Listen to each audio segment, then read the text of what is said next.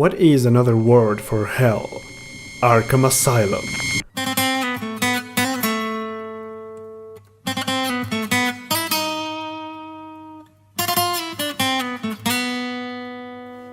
Welcome to the 5th year of the Bronze Bat, where we continue the history of Batman in the Bronze Age of comics. The previous year marked the return of the Joker, the first villain of the Batman's Rogues Gallery to return since the Silver Age. Joker's comeback was a success, and soon they started bringing back the rest of the gang.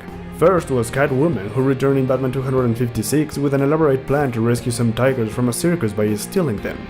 This is the comeback that returned Catwoman to the Thief, who was obsessed with everything about cats. The next villain who returned was the Penguin, after almost 6 years of absence. Penguin returns with his trick umbrellas and his bird crimes as usual, and the only interesting part of this story is that Talia makes an appearance, as she tries to steal the Penguin's loot, but she ends up helping Batman. Now, the reintroduction of these classic characters was not as successful as the Joker's return, and instead they were actually considered a bit campy, not only because the gimmicks used by the criminals were silly, but also because Batman was joined by Robin, even though the team was supposed to be over. This was a process of trial and error, and some stories worked while others didn't. One story that absolutely worked was the second appearance of Two-Face after his long-awaited return a few years back. This story, however, is not relevant because of Two-Face, but for something else. Batman 258 is the first appearance of Arkham Asylum, the mental hospital for the criminally insane. If you remember, in the previous episode, it was established that the villains like the Joker were often locked in a mental hospital. This idea was first used by Denny O'Neil, and now he developed the idea further, creating Arkham Asylum, or as it was also known, the Arkham Hospital. Once again, O'Neil is responsible for creating one of the most important features in the Batman universe, and something that has become a trademark place like none other in comic books. In this first appearance, Two-Face and Joker become the first inmates to ever appear inside Arkham.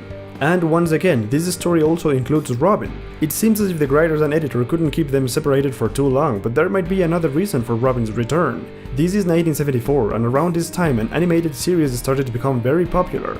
The Super Friends was a show developed by Hanna-Barbera in which many superheroes from DC appeared, including Batman. But the Dark Knight didn't appear alone because Robin was always with him.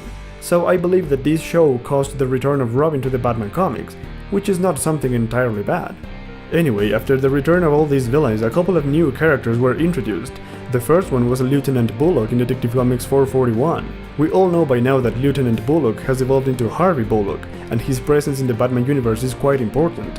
However, back then he was just one of the many cops working at the GCPD, and since the very beginning he didn't like Batman.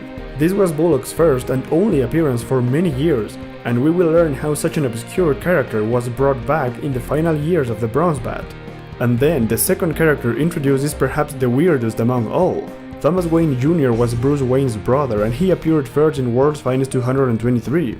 Bruce never learned of his brother because Thomas Jr. was mentally unstable and was locked in a mental hospital. Their parents never told Bruce about his brother to protect him, and they never got the chance to do it, and we know very well why. Now they meet as adults, and Bruce learns that his brother has been forced to help a criminal, which is why he tries to stop him as Batman. However, he can't capture Thomas because Deadman has taken over his body. Deadman then uses the body of Batman's brother to become a professional circus performer, just like when he was alive. Meanwhile, Batman tries to get Deadman to leave the body, and the spirit is eventually forced to leave it in order to help Batman against some criminals. Unfortunately, Thomas, who was mentally ill, sacrifices himself to save Batman.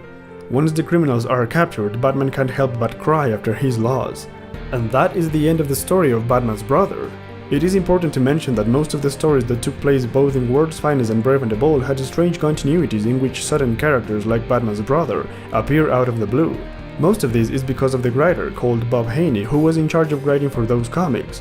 Haney was one of the few writers who could make serious stories during the Silver Age, but during the Bronze Age he started to lose his touch and came up with very questionable plots, which is why we don't mention most of these stories. In modern times, DC has erased this story from the main continuity, and Thomas Wayne Jr. doesn't exist anymore. And speaking of writers, there is a really sad event taking place this year.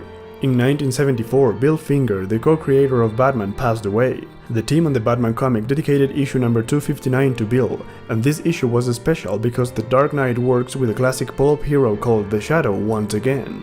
The Shadow, as I mentioned in the previous episode, was one of the main inspirations that Bill Finger used to create Batman, and this story is a nice send-off to the man responsible for giving the world the greatest hero in comics.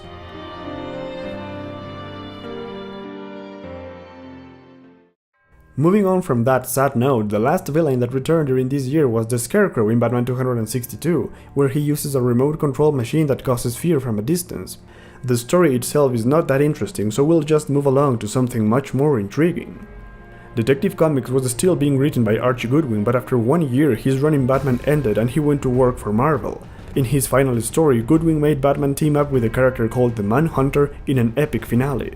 After this, Detective Comics returned to Julius Schwartz, who immediately hired Len Wein and Jim Aparo to create the next big storyline in Detective Comics. So it was that by the end of this year, the newest storyline started when the Dark Knight apparently shoots and kills Talia, the daughter of Ra's al Ghul. Like this, Commissioner Gordon and the police start hunting down Batman as a wanted criminal, but they can't capture him. Meanwhile, Batman, who knows he is innocent, decides to interrogate Ra's al Ghul in prison about this frame-up. Rage confesses that he planned the death of his daughter in order to frame Batman, and then he shoots himself, making it look as if Batman also killed him. And this is where the year ends. I know, cliffhanger hell, but we gotta stick to the schedule.